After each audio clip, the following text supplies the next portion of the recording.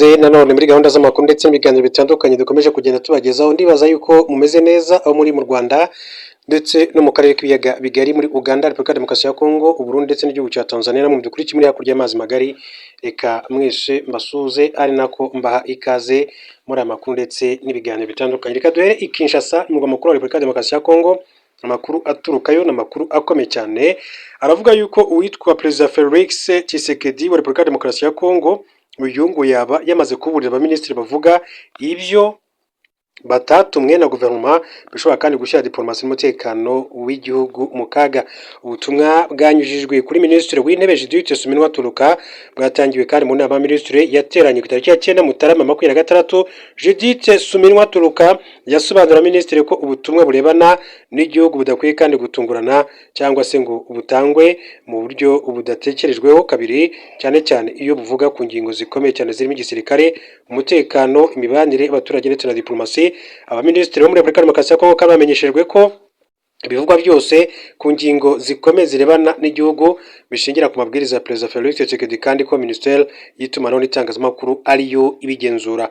Basabwe kandi kubahiriza iri bwiriza mu buryo bukomeye mu kwirinda gushyira diplomasi n'umutekano mu kaga, bamenyeshwa ko uzazirengaho atazihanganirwa. Perezida Felix Tshisekedi yatanze uyu muburo nyuma ya guverinoma ya RDC yandagajwe bikomeye n'abayobozi biganjemo abaminisitiri kuva mu mpera z'Ukuboza 2025.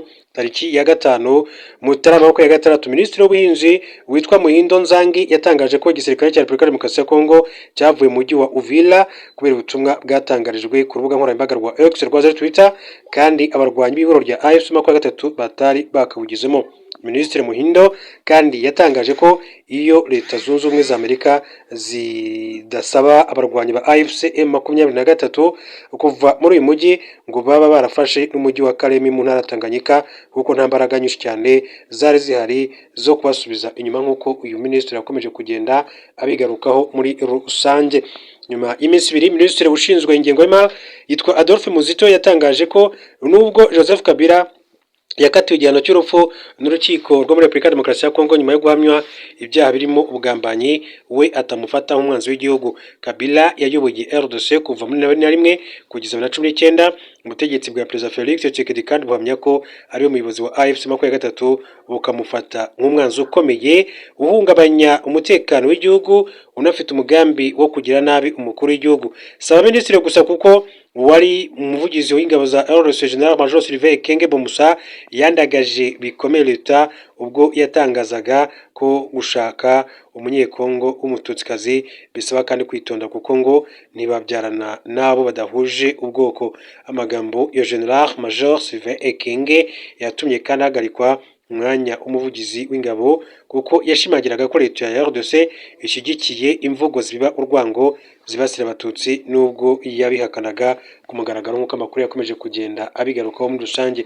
Hanyuma mu yandi makuru akomeje kugenda avugwa muri aya masaha ndetse kuri uyu mugoroba aturuka mu gihugu cy'u Burundi, biravuga yuko impunzi z'abanyekongo zahungiye mu Burundi ziturutse mu ntara ya Kivu y'Amajyepfo ziri gutaha zinyuze mu nzira zitemewe n'amategeko nyuma yaho zangiwe gusubira iwabo.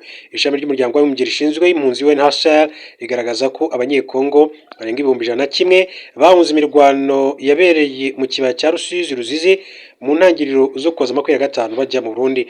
Ubwo imirwano kandi yahagaragaye tariki ya 9 Ukuboza, impunzi nyinshi cyane z'abanyekongo zashatse gutaha, ariko Leta y'u Burundi irabyanga, ifunga zimwe muri zo inateguza ko izazimurira mu nkambi ya kure y'umupaka. Imiryango iharanira uburenganzira bw'ikiremwamuntu igaragaza ko ubuzima impunzi z'abanyekongo zibayemo mu Burundi bubabaje kuko ngo zitabona ibyo kurya bihagije, amazi meza ndetse n'ubuvuzi bukwiye. Kuva mu ntangiriro zo kuza, impunzi z'abanyekongo zirenga 100 zapfiriye mu Burundi zizize inzara n'indwara ziterwa n'umwanda ndetse nka kolera. Ihuriro rya AFC 23 ryasabye Leta y'u Burundi gufunga umupaka wa Gatumba na Vugizo kugira ngo impunzi z'abanyekongo zitahe, ariko yakomeje kandi kwinangira, nyamara kandi ubuzima bwazo bukomeje kuzamba. Kuva mu cyumweru gishize, zimwe mu mpunzi z'abanyekongo ziba mu nkambi y'agateganyo ya Chimel Kishemere muri Cibitoke zatangiye kandi kwambuka uruzi rwa Ruzizi nyuma yo kumenya ko ari gahunda yo kuzimurira mu nkambi za kure y'umupaka. Ruga SOS Media Burundi rugaragaza ko icyemezo cyo kwambuka uru ruzi gisa no guhara amagara kuko impunzi ebyiri zarohamye ibyo zari zifite byabonetse tariki ya 2 Mutarama byangiritse bikabije. Nubwo uru rugendo kandi rutoroshye, hari impunzi z'abanyekongo zashoboye kandi kwambuka uruzi rwa Ruzizi zifashijwemo na bamwe mu Barundi. Ubuzima zibayemo iwabo butandukanye cyane n'ubwo mu nkambi. Watashye muri Ruvungi yagize ati nyuma y'ibyo nanyuzemo mu nkambi y'agateganyo sinari ngifite ubushake bwo kuhaguma. Bamwe mu Barundi bamfashije kwambuka Ruzizi, uyu munsi rero ni muri Ruvungi mbayeho mu buzima busanzwe. Hari abanyekongo kandi bahisemo guha abasirikare b'u Burundi, abapolisi mbonerakure ruswa kugira ngo babemerere kwambuka umupaka basubirane n'imiryango yabo mu by'ukuri iwabo. Uwo munsi uwo muri Sange rero muri Kivu y'Amajyepfo yagize ati nari kumwe n'umugore wanjye n'abana bacu 8, ati badusabye amafaranga y'amarundi 300, ati byansabye ko mbaha ihene zacu 3 kugira ngo batwemere kwambuka. Hari impunzi z'abanyekongo zitatashye, ati kubera gutinya kurohama mu ruzi rwa Ruzizi ndetse no kubura ruswa ziha abashinzwe umutekano barinda imipaka y'u Burundi, zikomeje kandi takambira leta y'u Burundi ngo izifungurire inzira zitahe kugeza amagingo ngaya nk'uko amakuru akomeza kugenda abishimangira. Hari andi makuru akomeye cyane avugwa, biravugwa yuko NASA yagaruye ku isi igitaraganya abashakashatsi bayo kubera umwe warwaye. Ikigo cya Leta Zunze Ubumwe za Amerika gishinzwe iby'isanzure NASA cyafashe umwanzuro wo kugarura ku isi hakiri kare itsinda ry'abashakashatsi bari mu isanzure nyuma y'uko hagaragaye ikibazo cy'uburwayi bw'umwe muri bo ubwo yari kuri sitasiyo mpuzamahanga iri mu isanzure. NASA yavuze ko ari ubwa mbere kandi ibintu nk'ibi bibayeho aho itsinda ry'abashakashatsi rigaruka ku isi kubera uburwayi. Yavuze ko uwo mukozi utavuzwe amazina ari muzima kandi ko ikibazo yari afite kitari cyatewe n'akaga cyangwa se imirimo yo mu isanzure. Iri tsinda ryagiye mu isanzure kandi muri Kanama 25 ryagombaga gusoza ubutumwa bwaryo ku 20 Gashyantare rigasimburwa n'abandi bashakashatsi bari mu itsinda ryitwa Crew 12 kuko iri ryagarutse yari ari Crew 11 cyangwa se kuri ya 11. Hanyuma mu yandi makuru mabwire ko ingabo z'ibihugu bidacana uwaka na Amerika zahuriye mu myitozo mu mazi ya Afurika y'Epfo. Ingabo z'ibihugu bigize umuryango wa BRICS kuri wa 10 Mutarama 2025 zatangiye kandi imyitozo ya gisirikare ikaze mu mazi ya Afurika y'Epfo. Imyitozo yitabiriwe n'ibihugu byari bisanzwe muri BRICS birimo Afurika y'Epfo, Ubushinwa, Burusiya n'ibindi bitandatu byiyongereye kandi muri uyu muryango birimo Iran. Bibaye mu gihe kandi umwuka mubi ukomeje gututumba hagati ya Leta Zunze Ubumwe za Amerika na bimwe mu bihugu bigize uyu muryango nk'Uburusiya, Iran ndetse n'Ubushinwa. Ku Burusiya uyu mwuka mubi watutumbye ubw'ingabo za Amerika zafataga ubwato bunini cyane butwara ibikomoka kuri peteroli bwari butwawe n'Abarusiya buzwi nka Bella 1, zisobanura ko ari ubwa leta ya Venezuela. Mu ntangiriro z'umwaka ushize Perezida wa Amerika Donald Trump kandi yatangaje ko BRICS ari umuryango w'ibihugu bifite politike yo kurwanya igihugu cye, abiteguza ko azongera kandi umusoro ku bicuruzwa bituruka muri ibyo bihugu.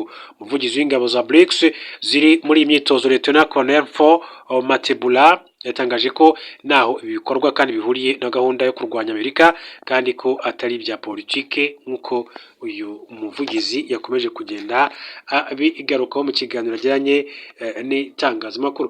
Mu nyemere rero aya makuru yacu mbe nyasoreje kuri inkuru ivugwa mu karere ka Nyamasheke ni mu burengerazuba bw'igihugu cy'u Rwanda. Pasiteri yarohamye mu Kivu ari koga. Iradukunda Eri wo mu karere ka Nyamasheke wari usanzwe ari umupasiteri mu itorero rya MLR Conference ya Kigali yasanzwe yapfuye arohamye mu kiyaga cya Kivu ubwo yari yagiye kandi kogeramo nta muntu bari kumwe. Byabereye mu mudugudu wa Muhavu akagari ka Mubuga murenge wa Gihombo mu karere ka Nyamasheke tariki 3 za mu gitondo ku tariki ya 7 Mutarama 2026 nibwo umuvugabutumwa wari umaze iminsi arwaye malaria yazindutse ahamagara kuri telefone umukozi we wo mu rugo wakoraga ataha nabo basanzwe bakorana ababwira ko agiye kujya ku bitaro kwivuza ariko aho ko ari bubanze kunyura ku kiyaga cya Kivu koga. Saa 5 z'amanywa umuturanyi we witwa utavuzwe izina yagiye rero ku Kivu koga ngo habona imyenda ariko ntiyabona nyirayo, ahamagara abaturage bamufasha no kumushaka, baza kubona uyu mupasiteri aho yari yahagamye mu mabuye ku ndiba y'ikiyaga. Umunyamabanga nshingwabikorwa w'umurenge wa Gihombo Niyitegeka Jerome yabwiye itangazamakuru akadomo.com ko igenzura bakoze yagaragaje ko ari impanuka ntawamwishe. Ati nubwo aba ari impanuka ariko ntihabura gukorwa iperereza. Ati bikimenyekana RIB yahise kandi itangira iperereza, umurambo woherezwa ku bitaro bya Kibogora gukorerwa isuzuma.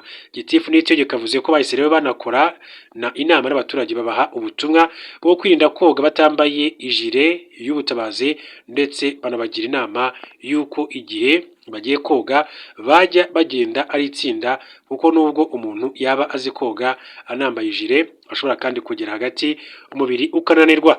Nyakwigendera yari afite imyaka 31 akiri ingaragu, biteganyijwe ko rero ashyingurwa ku itariki ya 10 Mutarama 2026. Ni ukuvuga ngo niba nta cyahindutse yashyinguwe uyu munsi tariki ya 10 z'ukwezi kwa mbere 2026. Reka rero mbashimire mbifurize gukomeza kugira